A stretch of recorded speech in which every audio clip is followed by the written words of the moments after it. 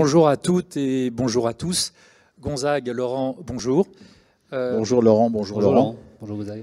Quel plaisir et le privilège d'animer ce panel, le jour d'après et non pas le monde d'après. Alors c'est une thématique qui aurait pu être transversale à toutes celles qui ont été présentées au sommet des entreprises de croissance, organisé par Leaders League. On va se concentrer là-dessus nous concernant. Gonzague, cofondateur de Raise, Laurent, cofondateur d'Agami. Pouvez-vous l'un et l'autre présenter votre entreprise, votre marque, ses spécificités et le plaisir et les raisons pour lesquelles vous avez souhaité participer au jour d'après? Donc Laurent De Zwart, je suis le cofondateur d'Agami Family Office, qui est une structure de conseil patrimonial qui est dédiée aux entrepreneurs et aux familles.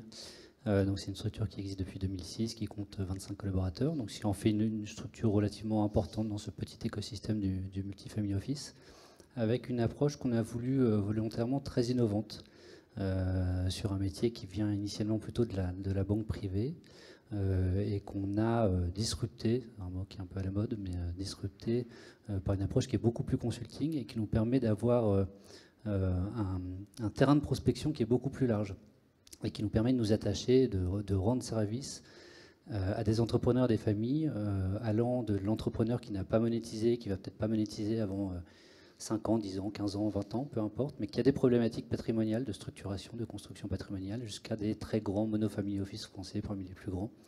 Et donc on les aide avec plaisir et bonheur au quotidien sur le développement, la pérennisation, la structuration et la transmission de leur patrimoine, avec une approche assez matricielle en interne, avec différents pôles d'expertise qui vont de l'ingénierie patrimoniale, le conseil d'investissement, la philanthropie, la gouvernance familiale, le private equity, l'immobilier.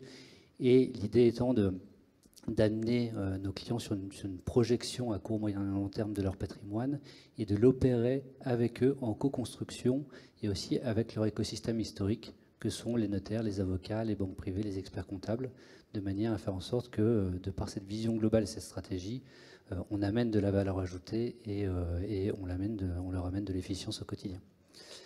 Et donc effectivement dans ce cadre-là, donc on a pour ainsi dire pratiquement que des entrepreneurs en termes de clients, avec des entrepreneurs qui sont éminemment différents, qui viennent de secteurs différents, qui ont des âges différents, et donc on voit une évolution de la société justement sur l'entrepreneuriat, avec de plus en plus de constructions de patrimoine qui sont parfois assez rapides, par opposition à d'autres structures de patrimoine qui étaient à développement lente. Et le sujet, le jour d'après, est un sujet qui est essentiel et crucial parce que le jour d'après, il se prépare. Et il se prépare, sinon ça peut être potentiellement assez dangereux. Normalement, ça devait être un point de passage une concrétisation pour la majorité des entrepreneurs, et parfois c'est un passage qui peut être un peu douloureux, et donc le thème me paraissait tout à fait excellent et approprié. Merci Laurent. Gonzague. Donc moi je m'appelle Gonzague de Blinière, je suis co-créateur de Raise avec Clara Guémard. On a créé Raise en 2012 sur un cri de colère et un cri du cœur. Je ne sais pas si vous vous souvenez, mais en 2012, la première de couve du Libération, il y avait marqué « Jeunes de France, barrez-vous, l'avenir est ailleurs ». Et moi, quand j'ai lu ça, quand je vois tout ce que le pays m'a donné, m'a élevé, m'a nourri, m'a soigné, la même chose pour Clara et la même chose pour beaucoup d'entrepreneurs, je me suis dit, il faut faire quelque chose. Et puis, on avait aussi un peu un ras-le-bol, c'est d'opposer à chaque fois profit et don. Soit vous êtes dans le profit, vous êtes plutôt capitaliste de droite, etc. Soit vous êtes dans le don et vous êtes rêveur et plutôt écologiste de gauche. Et moi, ça me gonfle. Donc, on a créé cette structure en disant, est-ce qu'on ne peut pas faire un métier où finalement notre vraie raison d'être, ce soit fondamentalement de donner, de partager. Donc, on a créé une équipe au départ avec des investisseurs, toutes les boîtes du CAC 40 qu'on a été voir. On leur a dit, voilà, on veut créer un truc de bienveillant, de citoyen et de rentable. On va investir dans les entreprises en minoritaire. Long terme, puisque nous sommes une société, nous ne sommes pas un fonds. Et puis l'équipe qu'on va constituer va donner 50% de ce qu'elle gagne à une fondation, et cette fondation va aider les entrepreneurs de façon philanthropique. 50%, c'est énorme. Ça n'existe nulle part dans le monde. Quand on se retrouve aujourd'hui, le pitcher, on a à peu près 1,2 milliard sous gestion. On ne s'attendait absolument pas à avoir cette taille. Nous sommes à parité totale, parce que c'est aussi une de nos raisons d'être d'être à parité totale. Donc Clara Gonzague qui dirige, et chaque entité est dirigée par un homme, une femme. 1,2 milliard, 60 collaborateurs. On est dans c'est un principe, Gonzague. C'est un principe. Alors avec Clara, c'est un principe que vous ne pouvez pas éviter, mais que je partage complètement et qui marche. Je trouve que raisonner à deux, en plus avec un regard féminin et un regard masculin, c'est un grand plus. Et donc 60 collaborateurs. Et puis on a créé deux entités qui s'appellent Raise Lab. L'une qui est en fait un immeuble rue de la Fontaine-au-Roi que l'on a de 2500 m², qui est dirigé par Paul Janest. Cet immeuble qui s'appelle Raise Lab, en collaboration avec School Lab, l'idée c'est de faire de l'innovation au service des grands groupes.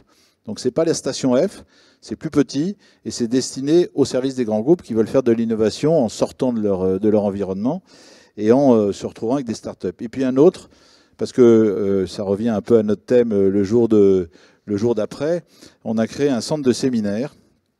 Parce que pour changer le monde, il faut changer soi-même d'abord. Donc un centre de séminaire au milieu d'un terrain de 10 hectares sur lequel on va faire une école de permaculture. Je n'y connaissais rien à la permaculture, Clara n'y connaissait rien à la permaculture, mais on pense que le vrai professeur, ça fait 4 milliards d'années qu'il le fait, c'est la nature. Donc c'est en travaux, ça sera opérationnel en septembre, mais ça permettra à des gens comme vous de faire vos séminaires et de réfléchir un peu sur votre avenir. Alors pourquoi je suis venu à ce thème? D'abord par amitié pour Leaders League, parce que je les connais depuis longtemps. Et puis alors c'est amusant parce que je viens de terminer un livre de Frédéric Lenoir, je ne sais pas si vous avez lu, qui vient de sortir, qui s'appelle « Le jour d'après la fin du monde ». Alors moi, le jour d'après, ça va vous surprendre, mais ça m'agace. Moi, j'ai envie de parler du jour d'avec. Parce qu'il n'y a pas un après, un avant. On vit en permanence avec un après, un avant. Donc nous, on a essayé d'initier une façon différente de faire notre business avant qu'arrive ce Covid, avant qu'arrive cet après.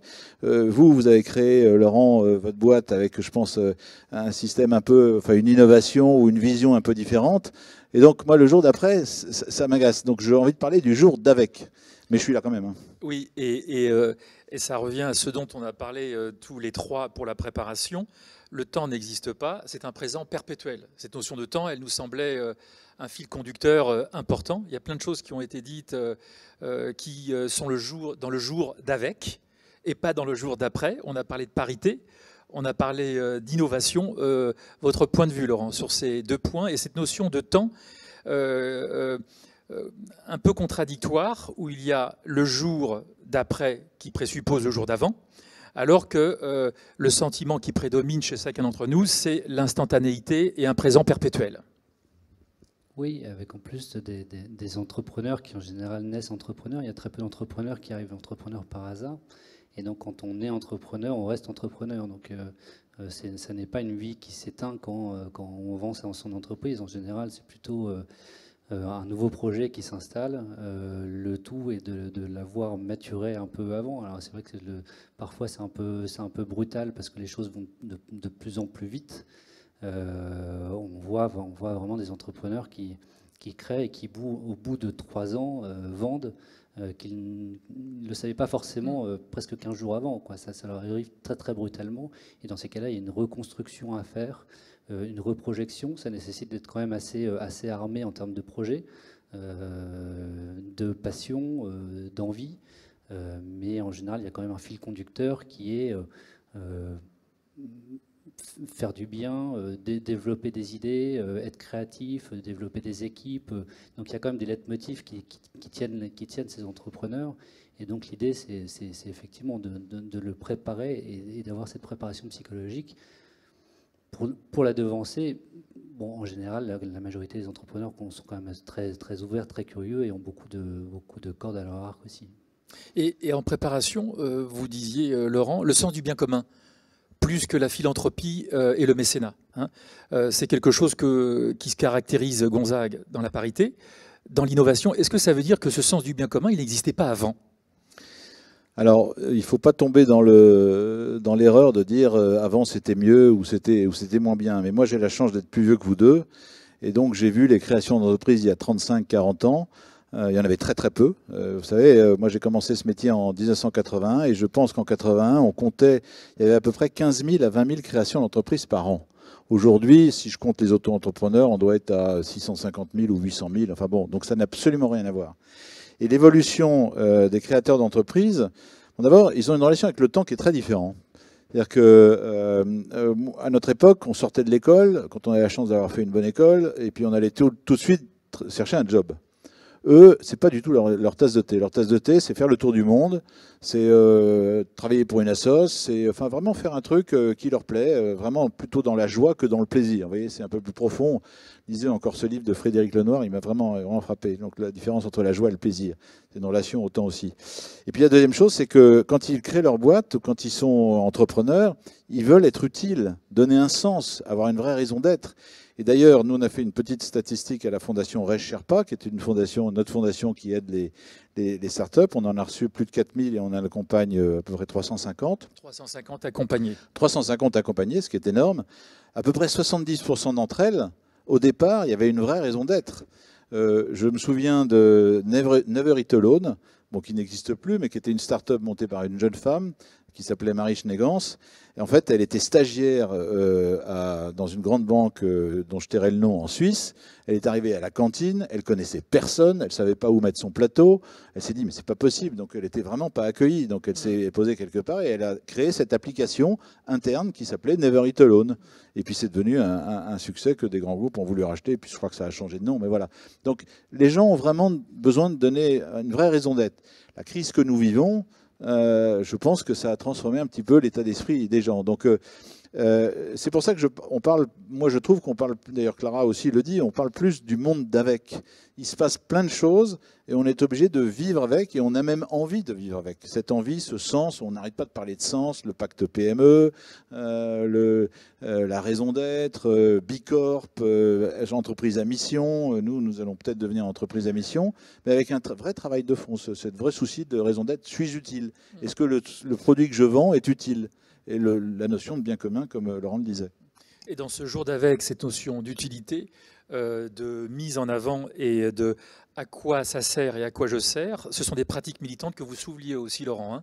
Hein. Dans les familles que vous accompagnez, vous devez le voir, cette notion de parité, Gonzague le soulignait, cette notion d'innovation, mais ce n'est pas une innovation seulement technologique, c'est une innovation aussi humaine dans des pratiques, dans des interactions qui se pratiquent autrement.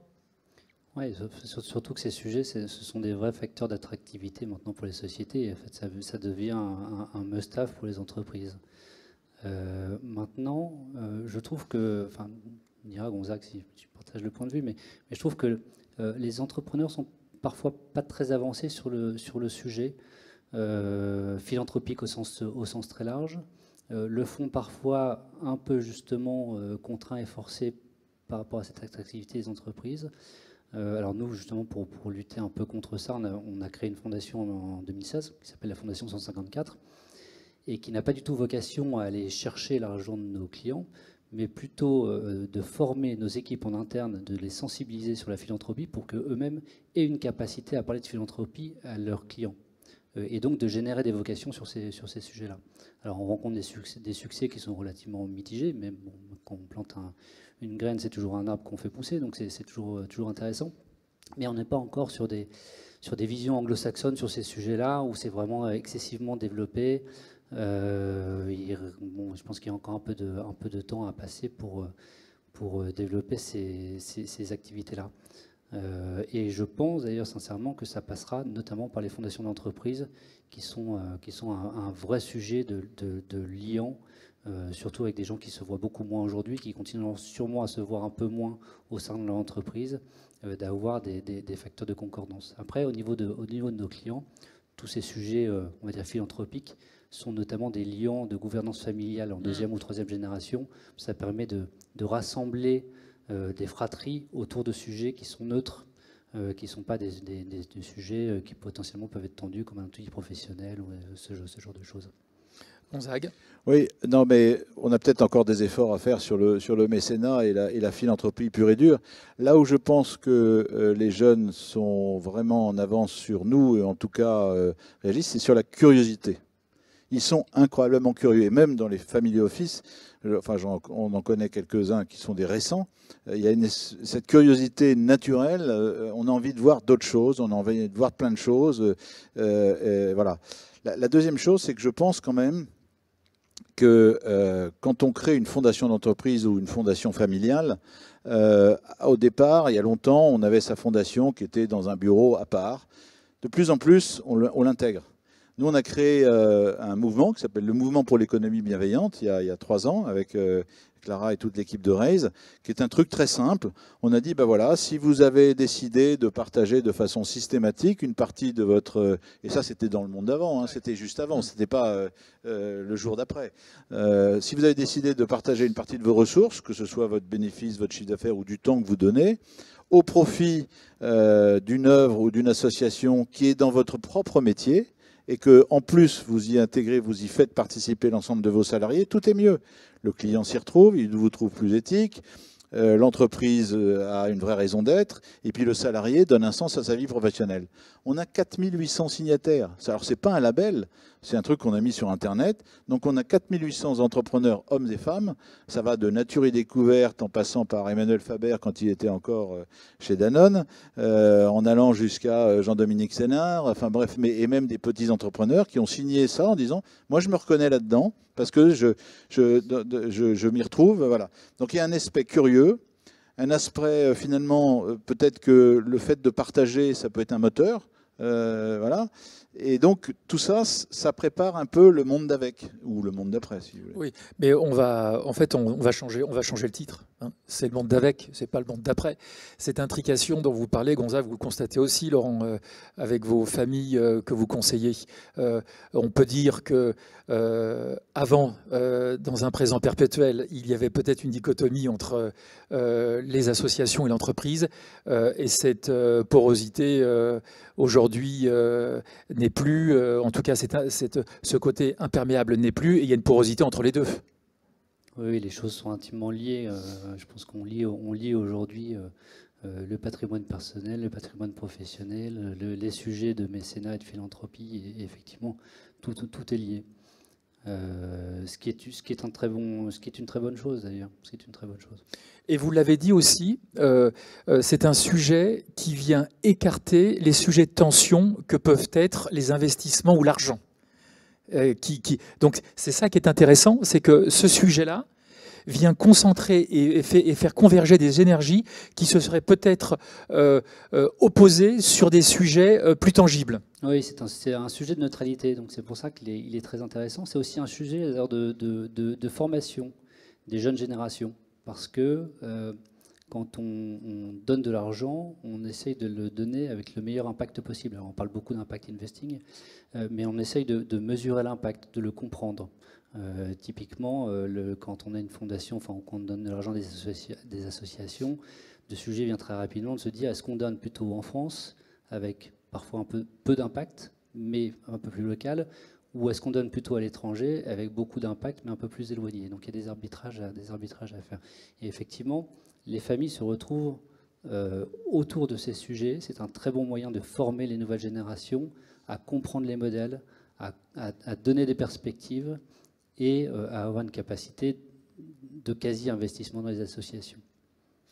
Gonzague ? On est toujours dans le monde d'après, en fait. Je repense au titre, qui est un très bon titre. Hein. On est toujours dans le monde d'après, parce que finalement, il faut réfléchir comment on va gérer la boîte après moi. Qu'est-ce que vont devenir mes enfants après nous, les petits-enfants après nous. Quand c'est une entreprise, est-ce qu'on peut être disrupté par des startups, enfin bref. Mais tout vient beaucoup plus vite, avec des informations qui circulent encore plus rapidement. Et je pense que, je reviens à la curiosité, je pense que ça fait aussi partie de quelque chose qui peut lier une famille qui pourrait être en difficulté ou en désamour. Je pense que le fait d'être curieux sur un sujet, que ce soit un sujet de philanthropique ou un sujet de mécénat, ça oriente en plus. Il y a un truc qui est important, c'est que le mécénat, c'est bien, mais mesurer ce que l'on donne, c'est aussi pas mal. Je vous rappelle une chose, c'est que dans la fondation Bill et Melinda Gates, je crois qu'il y a à peu près 1000 salariés. Sur les 1000 salariés, il y en a 300 dont le seul business est de mesurer la mesure de l'impact. Donc ils sont obsédés par ça. Ils ne font que ça. Il ne faut que ça. On a eu la chance... Ce qui est très compliqué à faire d'ailleurs. Ce qui est très compliqué à faire, absolument. On a eu la chance d'avoir un dîner avec Bill Gates. Il a beaucoup insisté là-dessus. C'est que on peut optimiser un LBO, on peut optimiser un placement, mais on peut optimiser aussi un investissement impact ou un don impact. Et donc la mesure de l'impact, la mesure de l'efficacité du monde d'après ou du temps d'après, après le don, après l'investissement, après devient fondamental. Et tu parlais de fonds d'impact, on est en plein dedans, il y a beaucoup de fonds qui se créent. La vraie difficulté, c'est la réalité de la mesure d'impact. Et c'est ça qui est un sujet. Il y a tellement de choses à faire que... Il y a un petit proverbe sur le temps, parce que notre discussion... C'est de Frédéric Lenoir ou pas? Non, c'est pas un proverbe, c'est un Chinois. C'est un Chinois. Sur la mesure du temps, moi, il y a un proverbe que je voulais dire au début de nos propos quand on avait échangé sur le temps. Il y a un proverbe, un Chinois qui dit « Si tu veux faire quelque chose d'urgent, fais-le faire par quelqu'un de débordé ». Et je pense que c'est tout à fait vrai. Il y a des gens qui ont des emplois du temps de dingue, mais c'est eux qui acceptent toujours de faire quelque chose de plus. Donc dans la gestion du temps et dans la gestion du monde d'après, il ne faut pas avoir le sentiment que le temps est forcément aussi limité que ça. Et on en revient à une notion dont vous avez parlé, qui est la bienveillance et la générosité, son corollaire. Laurent, sur la partie dont parlait Gonzague, c'est-à-dire l'impact, est-ce que vous arrivez à sensibiliser les familles que vous conseillez là-dessus, et comment cette mesure de l'impact sur toutes les notions de philanthropie, mécénat, RSE, ESG s'opère? Alors, on n'y arrive forcément jamais suffisamment, parce que c'est un travail qui est perpétuel et c'est un développement qui est perpétuel. Maintenant, les pratiques ont quand même sacrément évolué. On le voit d'ailleurs sur les sujets d'investissement pur. L'ISR, il y a 10 ans, était considéré comme contraignant. Grosso modo, ça a enlevé une partie de l'investissement possible. Aujourd'hui, l'ISR, l'ESG, c'est plutôt des bonnes pratiques. Typiquement, dans une entreprise, quand il y a moins de turnover, quand les collaborateurs sont actionnaires, quand il y a une vision commune qui se développe, c'est plutôt un sujet de gouvernance. Et normalement, c'est une entreprise qui se développe bien et qui se développe plus vite que les autres. Et donc on a transformé un inconvénient en avantage. Et effectivement, on le voit chez nos clients qui ont encore des outils professionnels relativement importants. Et ceux qui tirent leur épingle du jeu, en général, sont plutôt des gens qui ont cette sensibilité-là et qui font ce travail, mais qui n'est pas, qui doit être dans l'ADN, qui n'est pas quelque chose de construit ou de factice. Alors, on va changer de sujet. Il y a un sujet dont on a parlé aussi et qui est très important, que vous avez vécu différemment l'un et l'autre. Vous allez pouvoir faire votre retour d'expérience, et Gonzague en parlait, c'est ce jour après avoir cédé son entreprise. Voilà. Qu'en est-il? On a parlé en préparation de saut dans le vide, d'une espèce de trouble qui peut l'accompagner. Comment vous l'avez vécu? Est-ce que vous pouvez nous en parler? D'abord, je ne l'ai pas vécu moi-même parce que je n'ai rien cédé pour l'instant et c'est pas demain la veille que je vais la céder. Mais c'est vrai que on a vu, quand on fait le métier d'investisseur, on voit beaucoup de cas d'entrepreneurs qui ont cédé leur entreprise. Juste avant ça, je voudrais rappeler les qualités de l'entrepreneur. Parce qu'on est en plein Covid, et donc un entrepreneur, c'est quelqu'un qui aime les emmerdes, ça il a ce qu'il faut. C'est quelqu'un qui est généreux, je pense qu'un vrai entrepreneur, c'est quelqu'un de généreux. C'est quelqu'un qui aime partager, c'est quelqu'un qui a une vision, et c'est quelqu'un qui est courageux. Et je pense que cette crise, c'est pour ça que le monde d'avec est plus fort que le monde d'après, c'est que cette crise va mettre en valeur le côté du partage, de générosité et de courage de ces entrepreneurs. Et ces entrepreneurs-là, ils gardent ces qualités-là quand ils cèdent. Alors moi, j'ai vu tous les cas. J'ai vu le type qui a pété un plomb et qui est parti dans une île, acheter une bout d'île et vivre avec 5 bateaux, voilà, et qui finalement revient assez facilement en arrière en disant ça ne sert plus à rien. Donc il a cédé les bateaux. Voilà, il a cédé les bateaux, il est revenu et voilà. J'ai vu aussi, il faut le dire, beaucoup d'entrepreneurs qui partent pour des raisons de fiscalité. Ça, je trouve ça vraiment moche parce qu'ils reviennent pour se faire soigner, et ça, c'est agaçant. J'ai vu des entrepreneurs qui ont bien préparé leur succession en disant la première chose que je veux préparer, c'est surtout pas de donner à mes enfants, c'est de donner la raison d'être que j'ai eue de créer mon entreprise et les valeurs que j'ai. Et donc, ils le font, comme tu l'as très bien dit, par une fondation, par un organisme de mécénat, par une association. Et puis j'ai vu aussi des entrepreneurs qui veulent céder à leur entreprise, à leurs enfants, qui veulent les céder à leurs enfants parce qu'ils veulent que ça reste dans l'entreprise et que ça reste dans la famille. Et donc ça arrive souvent. Je trouve que l'entrepreneur qui veut créer sa boîte pour bien la vendre, Il y en a de moins en moins. Enfin, je ne sais pas ce qu'en pense Laurent, mais je pense qu'il y a de moins en moins d'entrepreneurs, en tout cas dans le monde des startups, qui disent, là, je pense qu'il y a un coup fantastique à faire, et dans 4-5 ans, on la vend, et on fait le jackpot, et on s'en met plein les poches. Ça a changé quand même. Donc, Gonzague, il y aurait moins de, et dans le sens du terme, moins d'opportunisme et plus de vouloir créer pour transmettre. Beaucoup moins d'opportunisme, parce que cette fameuse crise que l'on vit a mis en valeur les forces et les qualités des entrepreneurs que j'ai cités. La générosité, le courage, le partage, la solidarité. Voilà. Donc je pense que quand on est dans une difficulté pareille, on est obligé de mettre en valeur ces valeurs-là qui vous font tenir. Donc je pense qu'il y a moins d'opportunisme pour ça. Et Laurent, aimer les emmerdes. Ah, il faut, c'est essentiel. C'est essentiel. En fait, c'est se créer des problèmes et essayer de les résoudre en permanence. En fait, c'est aimer les emmerdes pour pouvoir les résoudre. Oui, c'est ça. C'est pas aimer les emmerdes pour les emmerdes. Ouais, c'est aimer les emmerdes pour trouver une solution. Exactement. Absolument. Et j'abonde dans ce que tu disais, effectivement. J'étais assez désespéré ces dernières années, parce que la majorité des dossiers qui nous arrivaient, on en a quand même beaucoup qui nous arrivent, il y avait de plus en plus de présentations, non pas en chiffres, en perspective, en développement d'équipe, mais en capacité à lever de l'argent, ce que je trouvais juste hallucinant en perspective. Ça veut dire créer de la croissance, créer de la valeur uniquement. Donc c'était excessivement comptabiliste. Et effectivement, on le voit un peu moins aujourd'hui, on se ressent sur les vraies valeurs. D'ailleurs, même l'usage des bureaux est en train de changer. Ce sont de plus en plus des lieux de rassemblement, des lieux qui rassemblent pour des gens qui se ressemblent. Et donc c'est vraiment un usage qui est très différent. Donc on a un sujet de consommation qui est intéressant aussi à regarder. Et dont les entrepreneurs doivent être les moteurs. Vous avez d'autres qualités à rajouter, Laurent, aux 5 données par Gonzague, aux entrepreneurs que vous rencontrez tous les jours. Est-ce que... Alors, moi, je pense qu'il faut être un peu fou et un peu déséquilibré.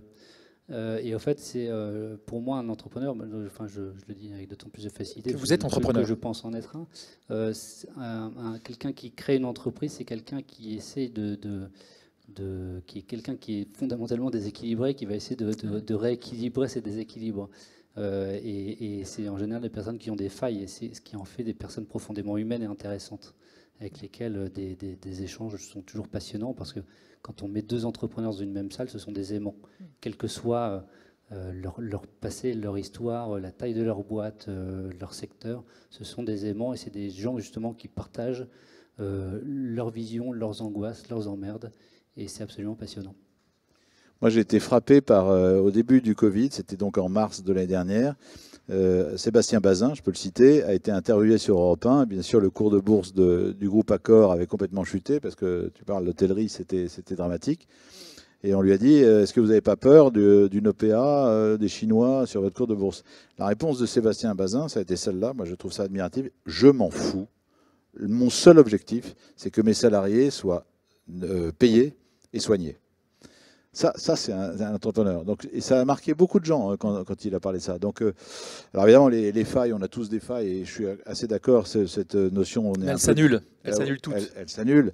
Et puis, quand il y a une faille, c'est que la lumière peut passer, comme dirait l'autre. C'est magique. Mais je crois qu'effectivement, il y a une partie de folie. Et quand on transmet, puisqu'on parlait de vendre, la folie s'arrête un peu. Et je pense que, moi je suis un peu plus vieux que vous, le jour où je m'arrêterai de travailler, en tout cas chez Raise, moi j'ai envie de créer une autre folie. Alors il faudrait que ce soit adapté à mon âge, mais c'est ça le vrai sujet. Je pense que moi j'ai dû participer à 250 financements d'entreprises, de PME, de TI, en près de 35 ans de métier. Donc j'ai vu des gens incroyables, des hommes et des femmes incroyables. La vraie question, c'est qu'est-ce que je fais après ? Est-ce que je me trouve une autre folie? Est-ce que je vais dans le don? Est-ce que je vais dans l'associatif? Est-ce que je m'occupe de ma famille? Est-ce que je crée un family office qui va faire la même chose que ce que je faisais avant, mais dans des autres métiers, sans être dans l'opérationnel moi-même? Enfin bon, ça tourne dans sa tête tel un carrousel, mais il y a un choc inévitable qu'il faudra s'apprêter à vivre. Oui, et qui est d'ailleurs assez violent. Hein. On le voit quand même assez régulièrement, où ça touche profondément la psychologie. Même ça se voit physiquement en général. Hein. C'est des périodes qui sont excessivement intenses, la période de session. En général, il y a des périodes burn-out qui sont des périodes un peu floues, où les entrepreneurs continuent à être dans leur ancienne maison, mais en n'ayant plus les clés. Donc c'est parfois un peu troublant. Ils ne sont plus maîtres de leur destinée, alors qu'en général, ce sont quand même des gens qui ont une vision stratégique qu'ils essayent d'appliquer, en général avec une certaine créativité. Et effectivement, ce sont des sujets qui se préparent en amont. Et je pense qu'au plus on anticipe, au plus on a de passion, d'envie, d'idées, au mieux ça se passe. Laurent a tout à fait raison. Il y a même maintenant des coachs, des psychologues qui accompagnent des chefs d'entreprise qui soient propriétaires ou simplement patrons. Parce que quand vous êtes patron d'une boîte du CAC 40, vous ne vous appartenez plus. Hein. C'est une vie de dingue. Et quand ça s'arrête du jour au lendemain, c'est un vrai choc. Et il y a des gens enfin, c'est bien d'être accompagné dans ces cas-là, je pense. C'est fondamental même. Par un coach ou ne pas être seul, parce qu'il y a aussi la solitude de l'entrepreneur. Hein. Même si, comme le très bel exemple que vous avez pris, Gonzague, au sujet de M. Bazin, il n'empêche qu'on est au service, et c'est au service des autres, mais on n'en est pas moins seul. Oui, d'ailleurs, sur ce sujet-là, alors pré-Covid, mais régulièrement chez Agami, on faisait ce qu'on appelait des déjeuners entrepreneurs. On mettait 10-15 entrepreneurs dans une salle avec un petit buffet. On leur vendait absolument rien, on leur parlait pas du tout d'Agami, mais on les laissait discuter entre eux. Et c'était très intéressant, parce qu'on a vraiment ces échanges d'informations informels, et systématiquement, on a été remercié de manière assez incroyable, et quelles que soient les personnes, parce que les entrepreneurs avaient enfin un effet miroir et arrivaient à rompre cette solitude qui est effectivement très, très présente. C'est super pratique, ça. C'est très, très bien que vous l'ayez fait. J'ai hâte de le reprendre. Oui. Ça va venir. C'est demain. C'est demain. La fondation Rêche Sherpa, notre fondation, elle accompagne donc les startups. Et moi, quand je m'occupais du réseau Entreprendre avant, c'était une des actions les plus importantes du réseau Entreprendre, c'est d'accompagner les startups. Je pense qu'un entrepreneur, il a tendance à vouloir tout faire tout seul quand il crée sa boîte. Je parle des jeunes, hein, je peut-être pas. Et naturellement, il vient pas à dire tiens, je vais mettre un conseil d'administration ou des seniors qui vont m'accompagner. Et à l'époque, on avait mesuré, c'est pareil naturel d'ailleurs, c'est que un entrepreneur qui est accompagné par un senior a plus de réussite qu'un entrepreneur qui est tout seul. Bien sûr. Et alors, moi qui ai vécu pendant longtemps le fait d'être seul chez Equistone ou Barclays Private Equity ou avant, c'était quand même une sacrée étape de créer une boîte à deux, mais c'est magique. À partir du moment où la confiance existe, c'est vraiment magique. Moi, je milite beaucoup, on n'en parle pas souvent, on parle toujours de mettre les femmes à la tête des entreprises et de les revaloriser, ce qui est tout à fait légitime, et je pense qu'il faut le faire parce qu'il y a un vrai sujet là-dessus. Mais le binôme mixte, c'est génial. Le regard d'une femme et le regard d'un homme, la testostérone et puis l'autre, c'est pas mal d'avoir des sujets à deux. On a des sujets parfois compliqués chez Raise. On a 60 personnes, ce sont des personnalités fortes. Bon, son regard et le mien n'est pas tout à fait le même, et il est extrêmement complémentaire. J'aime bien aussi ce principe-là. Laurent? La complémentarité a forcément des vertus, effectivement, très clairement. Mais c'est aussi le cas des équipes, la complémentarité des équipes avec des profils qui sont assez différents, et de réussir à mélanger tous les talents pour que ça permette d'aller un peu plus vite, un peu plus loin. Alors il y a une complémentarité sur les sexes, l'âge, les expériences, et c'est celle-ci qui enrichit aussi le monde de l'entreprise. Hein. Éviter tant qu'on peut le entre-soi. Ça c'est sûr. Il y a un patron, je ne sais pas si vous vous souvenez, qui s'appelait Gérard Collomb, ou Bertrand Collomb. Bertrand Collomb, je pense. Gérard Collomb, c'est le maire de Lyon. Là. Voilà, Bertrand Collomb, qui était le patron de Lafarge, qui disait qu'à partir du moment où un chef d'entreprise passait 20% de son temps à l'extérieur de son entreprise, il était meilleur dans son entreprise. Et ça, dans le jour d'après, moi j'y crois fondamentalement. Je pense que, par exemple, dans mon métier, le monde du private equity, c'est un métier que j'adore, mais franchement, il a du mal à se remettre un peu en cause. Alors, il est un peu bousculé par l'impact, par la générosité, le partage, parce qu'il y a des initiatives comme les nôtres, comme Généo, comme d'autres. Mais on a un peu du mal à se remettre en cause. Donc, je crois qu'il faut décloisonner l'entreprise. On a trop vécu dans des entreprises cloisonnées. Aujourd'hui, les salariés sont demandeurs de conférences internes, Nous, on fait du sport. Chez nous, on a un coach sportif, on a une prof de yoga, on a tous les mois une personne qui vient faire une conférence sur des thèmes différents. Ils sont demandeurs de ça. Et ils sont même demandeurs de rencontrer d'autres salariés de boîtes du même acabit. Donc l'entreprise est forcément décloisonnée. Et comme c'est le seul lien social qui existe après la famille, et que la famille est un peu chahutée, donc il est fondamental de donner une vraie raison d'être à ce corps social, qui est un corps social, finalement, quand on réfléchit, merveilleux, quand il y a une vraie raison d'être, mais ouvert au monde, et non pas fermé sur lui-même avec sa machinerie, son produit, sa production, sa rentabilité, etc., etc. Quel a été le thème de la conférence du mois dernier? Alors, c'était sur le complotisme. C'était un type qui est professeur à Marseille. Bah, ça vous fout bien la trouille, hein, parce que le complotisme, c'est un vrai sujet. Professeur à Marseille, c'était Raoult? Non, c'était pas lui. C'était pas lui. Non, c'est pas lui. C'est un professeur à l'université de Marseille sur le complotisme. C'est là où on apprend, et ça, franchement, j'en suis encore à en douter, que 18% des Américains pensent que la Terre est plate. Ça vous fait un peu réfléchir. Hein. C'est bon, voilà. Donc le complotisme, avant, c'était sur l'Antarctique, fait par Hervé Guémard, qui est un grand spécialiste de l'Antarctique. Donc c'était facile. Le prochain, ça va être sur, je crois, la cybersécurité. Enfin bon, bref. Mais c'est des conférences internes qu'on fait ça pour nous. Et les gens sont très demandeurs. Laurent et moi serons ravis d'y assister si vous le souhaitez, Gonzague. On vous invitera. Pour parler des typologies de cession d'entreprises futures, Laurent, que pouvez-vous nous en dire? Ça va être un sujet très prégnant avec vos clients que vous entourez, que vous accompagnez. Quels sont les signes, les tendances, si on peut parler de tendances qui se dégagent? Ce qui est intéressant dans notre métier, c'est que c'est un métier d'analyse de signaux forts et de signaux faibles. Quand on rencontre un prospect, en général, en 3/4 d'heure, 1 heure, on sait exactement ce qu'il a fait, ce qu'il fera, et notamment sur son outil professionnel. Et donc, on a une assez bonne, même une très bonne vision de son avenir professionnel au niveau de sa structure, savoir s'il est plutôt en phase de croissance externe, d'acquisition, ou en phase de décroissance. Quand est-ce qu'il compte céder, et c'est des informations qu'on a et qu'on qualifie bien. Et c'est vrai qu'aujourd'hui, on voit très peu d'entrepreneurs qui entreprennent pour une vision transgénérationnelle.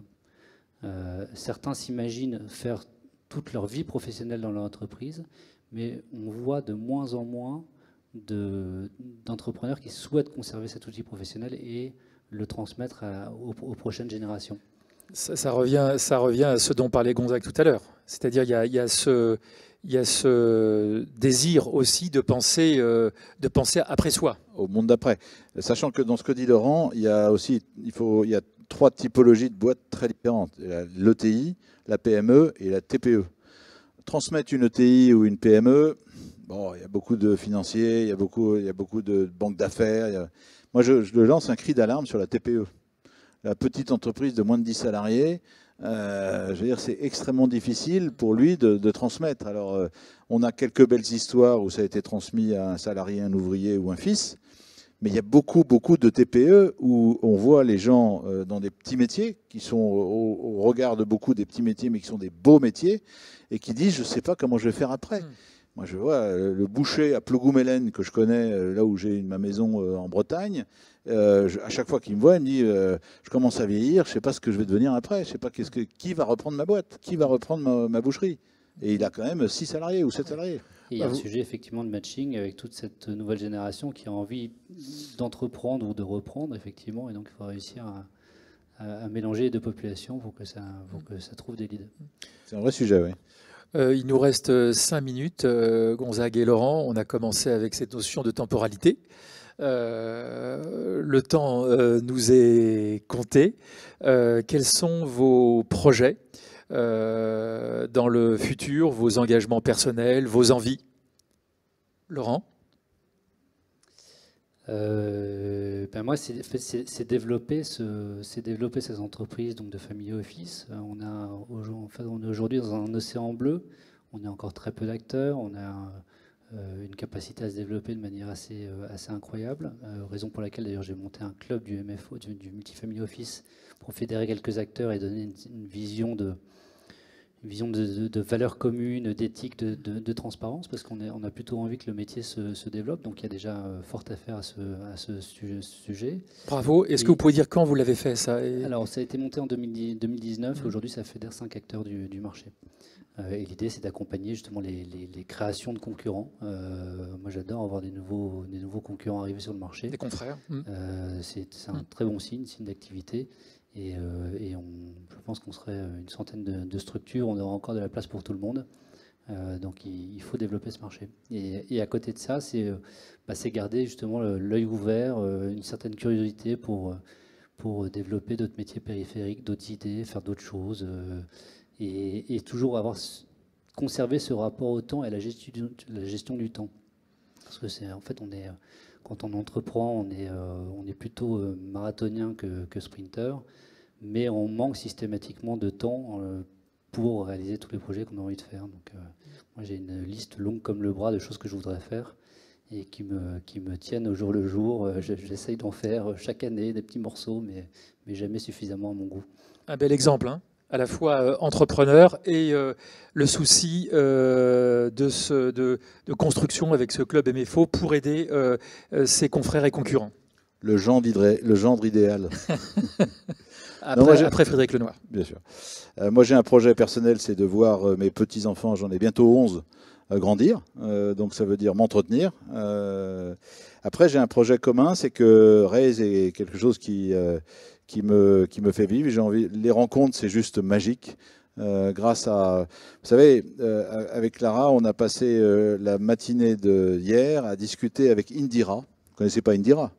Indira, c'est la fermière qui a 42 ans, qui est franco-allemande, qui s'occupe de notre école de permaculture. Et je veux dire, quand on est patron d'un fonds de private equity et qu'on passe 1 heure avec Indira, c'est quand même génial. Bien sûr, ouais. Voilà. Et moi, je rêve d'une chose, c'est que demain, après-demain, après-après-demain, grâce à l'évolution de Raise qui va grandir et non pas grossir, on puisse faire d'autres rencontres, imaginer d'autres choses. Pour moi, l'argent, c'est une énergie. Ce n'est qu'une énergie.